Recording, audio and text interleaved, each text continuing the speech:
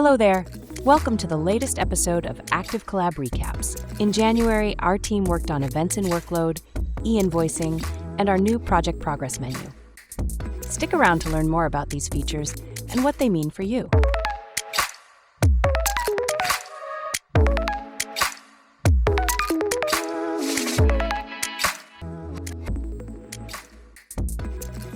Events in Workload. Workload is your go-to section to manage your team's workload, daily and weekly availability, including time off. Now, you can add events to participants' workload. Since calendar events, such as client meetings and team calls, are part of your workday, these should be also taken into account to track and calculate capacity accurately. When you create an event, check the box to add it to the participant's workload. Head over to Workload. You'll see the event's duration is included in the user's capacity calculation. Note that all-day events aren't considered part of daily hourly capacity, although they will appear in Workload, and a small calendar icon will appear on the day of the event. With this type of information under your belt, you'll be able to better plan and distribute workload among your team members. eInvoicing. eInvoicing is a standard invoicing format that makes document exchange easier. It's specified by the EU's EN 6931 directive, and it's being rolled out across the EU countries.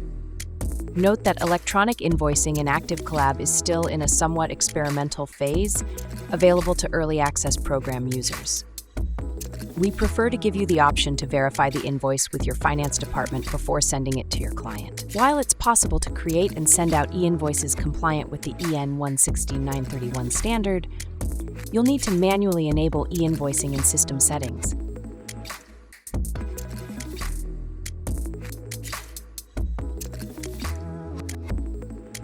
Then, you'll be able to create an e-invoice, download it as an XML file, and send it out yourself.